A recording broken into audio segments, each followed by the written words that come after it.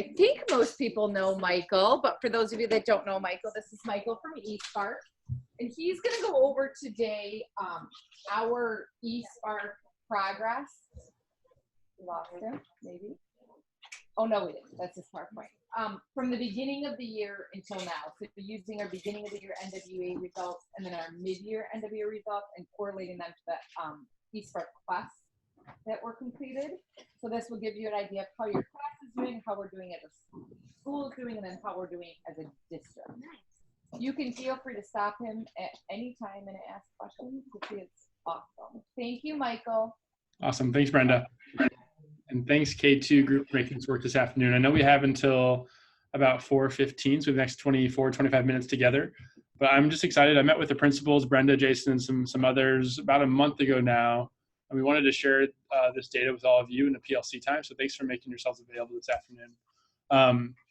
Really what I'd like to do is break out what I'll be sharing with you all in about 3 different 8 or 9 minute sections where we have time for questions throughout. You can pause me. I can't see you, so definitely yell at me or come up to the computer and ask me then. But really we'll look at 3 things. I want to share with you some basic mid-year eSpark metrics around Quest Mastered in a different way than we've ever really shared with you all or shared with your team before. Then we'll look at the fall to winter NWA growth. We'll look at a couple different views, and some of you might recall some different videos I've actually shared with you before around views like that in previous years. And then I also wanted to have a section around some eSpark updates and some new features. Some of you have had access to a couple new things, and more of you will have access to our new reports in the next couple of days. And just want to make sure that you're all kept abreast of different things that are new for you and new for your kids. And so we'll walk through these 3 things together. If you have any questions, let me know. And this recording will also be available to you and also to your 3rd grade teachers as well. So without further ado, let's dive into some eSpark metrics for the mid-year point of time. I wanted to look at 3 things with you. I wanted to just share a number around overall Quest Mastery total at this point in the school year. Shout out a couple of classrooms. We have different, I wanted to call out, share kudos with the highest Quest Mastery classroom at each grade, and then dive into some data for each grade level cohort, your kindergartners, your 1st graders, your 2nd graders, et cetera, as well. So first of all, congrats to your kids and to you all for supporting this. But there have been, as of yesterday, well over 13,000 quests mastered at Riverview this school year. That's north of 15 plus per student. That requires that they get an 80% or above on a post-quiz try to be mastered. And you'll see different grade level totals here. One thing to note, kindergarten, 1st grade especially, a lot of your kids might have been at pre-K content at some point this school year. We do not include pre-K content into our Quest Mastered statistic because there are no post-quizzes in those quests, as many of you know.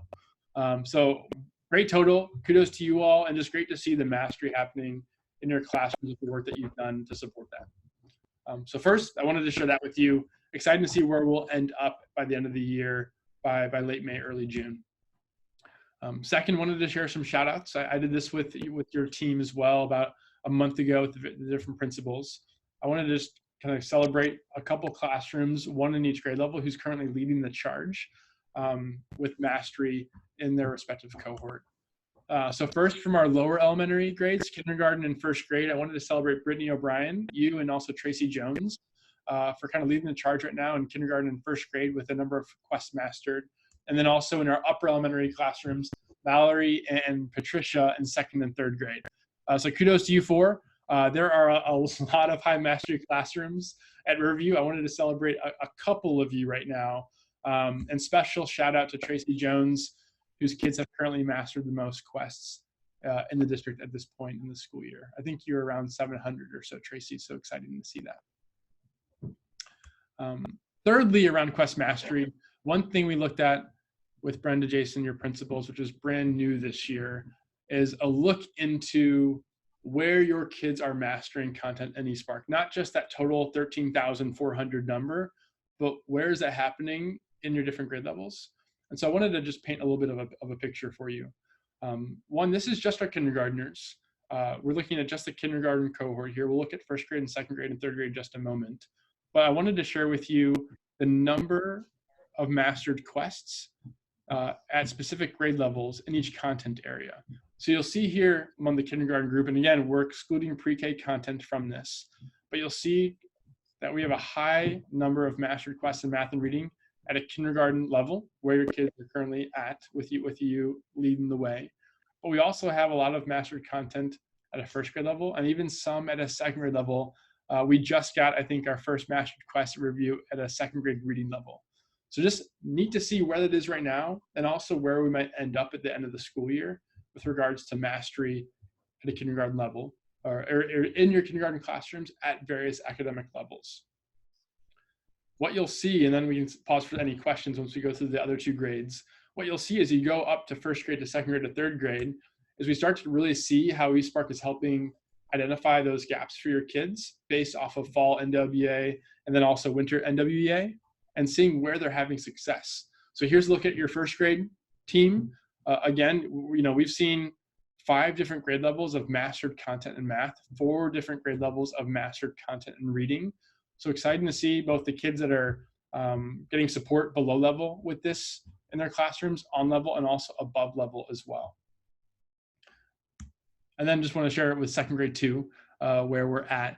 Again, looking across these 6 different grade levels in math and reading. I need to update this bottom number here around 6 levels for both subjects, or sorry, for, I guess we are at 5.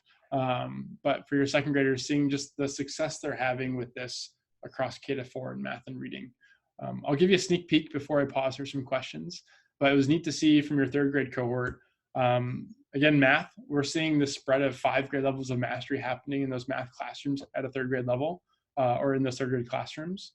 But when you look at reading specifically for your third graders, right now there are kids who have had success across 8 different grade levels in reading in third grade at the 3 buildings.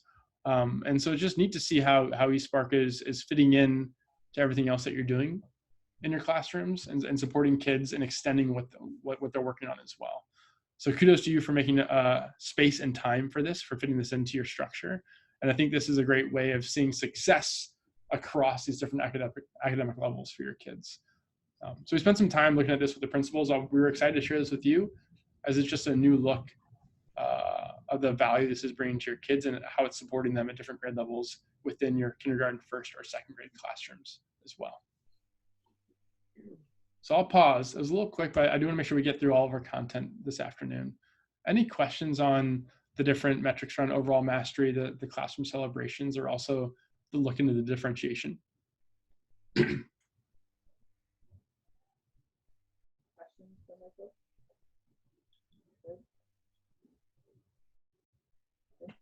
think we're good. Thanks, Michael. Yeah, thanks, Brenda.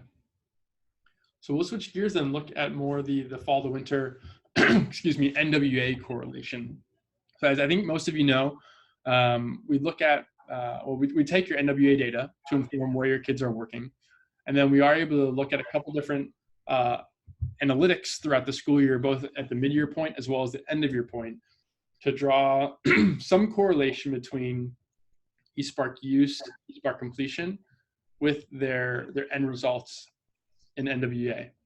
And so there are a couple things that we look at. There are 3 things specifically, and I'll just kind of, again, guide you through what those 3 things are. You'll see here, the first is percentile gains.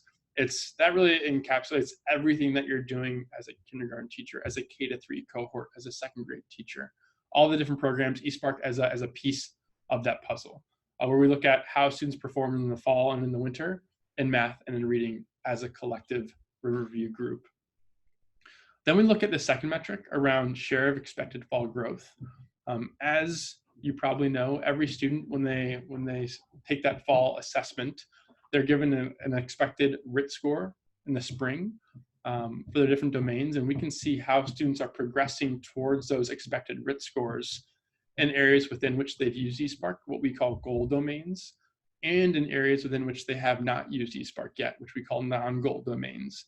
And so we like to see, as a district, how are students performing in their goal domains versus non-goal domains? Are we seeing an added bump in those goal areas, these high need areas, with eSpark as a tool to help support them there?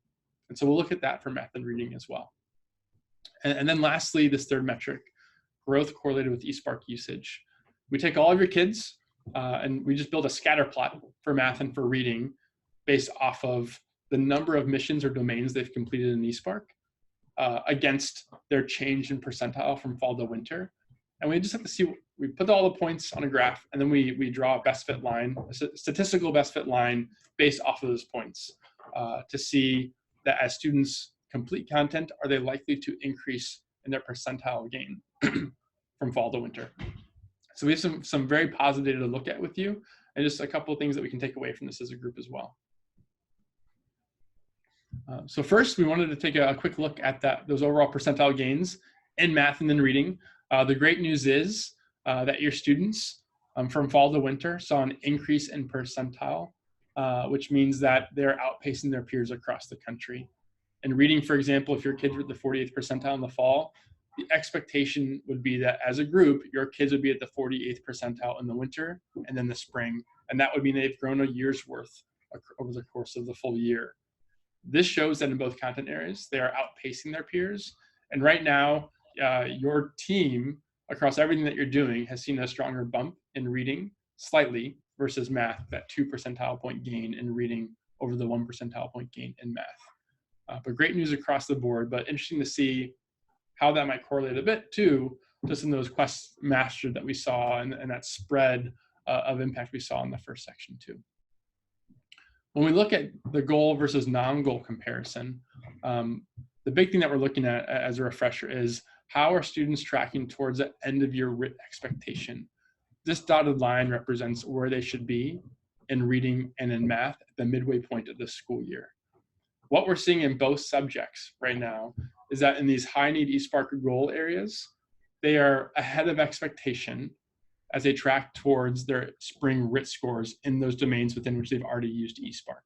And what we're going to see is we're going to have more and more kids work in more and more domains within eSpark as the year progresses in these next 3.5 months. What you're also seeing on the non-goal side is that they're roughly right where they should be in reading, maybe a bit further behind where they should be in math right now. And I think when you marry these two together, the non-goal and goal for both subjects, you can kind of see where the gains might be a bit stronger right now in reading versus math as a district collectively. But we want to see that we're having an impact in these goal areas specifically for your kids. And we really want to see that these non-goal areas are pretty close to where they need to be right now too, which is definitely the case in reading especially. But it's exciting for us to see that we're having an impact in these high need areas based off their data. Lastly, that third piece around correlating eSpark use with percentile gains, we saw a very positive correlation at the midway point in the school year between use and growth from fall to winter. So you'll see here, and it's a little metric-y, I know, but you'll see here that we have math on the left in the blue dots and reading on the right in the green dots. And again, we created a scatter plot of every single student. So this green dot is one student, this blue dot over here is one student and their math score. But we look at, on the x-axis, the number of eSpark missions or domains they've completed. As it relates to the y-axis, the change in percentile from fall to winter. And these two black lines are the best fit lines for that group of data points, several hundred, 700, 800 students. And both of them are quite positive in the slope and actually statistically significant in that correlation at this point in the year. One thing we did after our meeting back in February is that we looked at last year where we were, and both of these, I believe, Brenda, correct me if I'm wrong, but I believe both of these were stronger right now midway through the year than we were even last year in the 2018-2019 school year. So this is great news, and again, shows the value of bringing this into your routine, your structure, in your K2 and also in your third grade classrooms. So nice work.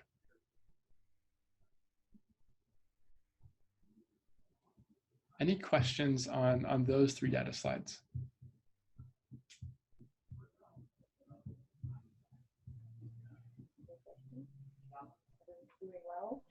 Doing well as a district? No questions? I think we're good, Michael. Awesome, great. And then lastly, I wanted to share just a couple of new eSpark updates and new features. some of which you should have seen in emails recently. And then you'll also be getting an email on Thursday with one of these in particular. So 3 areas I wanted to touch upon and highlight for you, and this, we might have some questions here, but I wanted to share a couple of support items with you, 2 different professional growth opportunities, and then 2 special announcements as well. So first, one thing we have heard from a couple of you all, a couple of our other lower elementary teachers, especially at other districts, that there have been some issues with audio at this point in the year, up to this point in the school year. And we did about a week and a half ago, push a new eSpark iOS app to the App Store that addresses these audio challenges that some of you had shared. Right now we're working with Jake, just so you know too, Brenda, we're working with Jake to make sure that this app is updated on all of your iPads with your MDM, your device management program that you use. But please know that we're looking at this, and in case you did see that in some of your kindergarten or first grade classrooms especially, this should really help. So I wanted to first share that with you. So Michael, when that's pushed down, will the kids will have to log in like with their username and password again, won't they? I believe so, Brenda. I actually forget on my end if they have to log in again. My guess would be that they do. Has anybody noticed that their kids had to log in with their username and password? Is anybody having audio issues? I knew about a couple of people you're having audio issues. Yeah. So if you're having audio issues, go ahead and school do it and let Jake know that this app needs to be pushed down to your iPad first, because maybe he hasn't started doing that yet. And my guess is the students are going to have to log in, because I know like when I update my apps, I have to log in with my username and password again. My guess is they're going to have to put in their username and password and not just their password. Yeah, and we did notice. And you want to switch, sorry, Michael, if you're doing that and you want to switch iPads, that would be a time to do it. Mm-hmm. Like assigning them for teachers. And I think as of right now, I think most of your devices don't have the new app yet. We were just checking this in the meeting I was in prior to this quick data conversation. So we're gonna, Elizabeth and our support team is just gonna check in with Jake to make sure that we can get this down to your devices in case it is impacting any of your kids. We have it, don't we? Like you guys have given it to us, correct? It's all, I think it might be something to look at with Jamf, your MDM, Brenda.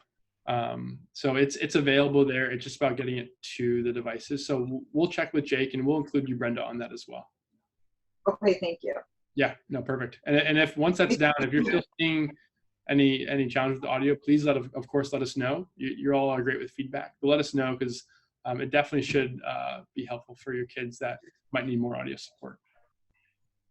Thank you. So when you guys will do it, make sure you note new app for Jake, so he knows to push down the new one. Thanks, Michael. Yeah, no, perfect. And then also one other support thing that I think many of you have probably seen by now, but I've been calling this out in different conversations with teachers. On your teacher dashboard, you might notice this new icon in the bottom right. We partnered with this company called Intercom. You might see this actually in other programs that you use too, just for an easier chat with our support team. So now to submit a ticket, reach out to our support team. If you just click that Intercom button, it'll pop up a modal that looks like this, and you can click new conversation to submit a ticket to our team. So if you do see an audio issue in your classroom, if you have a question about one student's level, that's the quickest way to do it. And that opens a support ticket with our team, and when they reply, it'll appear in your inbox. So I just wanted to share that with you. I know some teachers, I think, might have missed that on their dashboard, and so we've just been clearing that up as we meet with you all at this midway point in the school year. 2 around professional growth opportunities. I'm sure you've seen the different emails from our support and professional learning team. We have been doing this a 5-week webinar series for teachers to join at their leisure if they have any interest in the different topics that we're holding. I believe this is our final week and a half that we're holding these webinars, and there were a couple upcoming ones that I thought you might be interested in if you hadn't joined them yet. Tomorrow we have 2 different webinars, one around eSpark at home as an option, another around data reporting in small groups, and then Friday there's one around elevating eSpark. So kind of getting a bit more out of the program than you might have in your first year or your second year with the program. If you're interested, feel free to sign up. We'd love to have you. And I just wanted to highlight that for you all. I know we've had actually a couple of Riverview teachers co-host different Ask a Teacher sessions as well. So that was the first thing I wanted to share. The second item was our new ambassador program. I know we have a number of you that have joined this. It's our first year trying this out with our teachers across the country. You'll see a link to join if you want in those Wednesday emails. It just gives you access to a bi-weekly or twice a month newsletter, a community of ambassador teachers from across the country on Facebook, and just different resources, and also kind of early access to some of our newest features, like one I'm going to mention in just a second.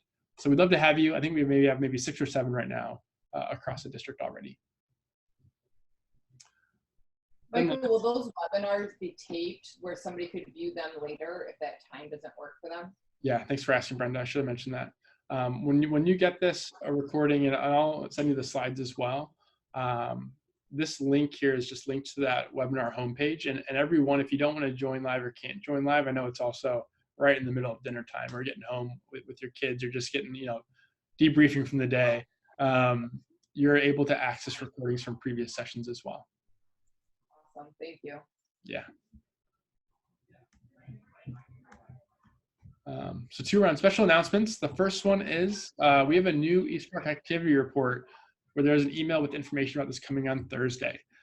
So our ambassadors in the district have had access for a couple weeks now to a new report on their teacher dashboards, where you have a chance to look at how students are doing over the last week, where it calls out when they've gotten high fives, if they're on track with their progress, if they're struggling. When you hover over kids, you can see the percentage of questions they've gotten right or wrong, especially if they're struggling on their quest, and that includes the critical thinking questions, the check for understanding questions. So just a deeper look into each kid over the last week. And one thing that we've heard in our early rounds of feedback has been this new print button where you can print this out. And so stay tuned for an email coming from our team on Thursday with how you can access this. But we're excited to open this up for the rest of the year. And again, if you have feedback on how this has helped you or how it could help you even better next year, let us know as we continue to refine what this looks like ahead of the 2020-2021 school year. So excited for many more of you to see that in just a couple days. And then lastly, the final thing, I believe many of you got an email from our team this morning, but we did just want to give everyone a reminder that eSpark can be used at home on any device with the student's same login credentials. We actually have a number of partners that have been already closed in other states or might be closed because of the coronavirus. And so we just wanted to remind our partners that this is an option for your kids, should that happen, or if you want to help them extend the day with valuable at-home practice. So just a reminder for that. And again, if you wanted to join our at-home webinar or get the recording, we do have that one session tomorrow evening as well. Would that be something, Michael, that would be available to students over the summer? That is a good question, Brenda. We typically do some org cleanup in like the month of July, but we could look at that. I want to kind of define like what that looks like, but that's something we can certainly consider, Brenda, and especially for maybe a subset of students that might need that extra support and practice. Right. So let's circle back on that. I don't have a definitive how that would look right now, but we can certainly look that out, look at that and scope that out. Thank you. Yeah. Any questions on any of those updates and new features? Question. We're good. I think we're good, Michael. Thank you. Awesome. Well, congrats on where you're at. The data is very exciting. So congrats to all the work that you've done. As you look at this, as you join webinars, as you look at the new report, let us know how we can help. We love working with you all. You guys are great. And it seems that you're still having great success with this. So kudos on all that you're doing with the program. Thank you, Michael. Have a great day. Awesome. Thanks, Brendan. Thanks, everyone. Thanks for joining this afternoon. Thank you. Yep. Bye now. Bye-bye.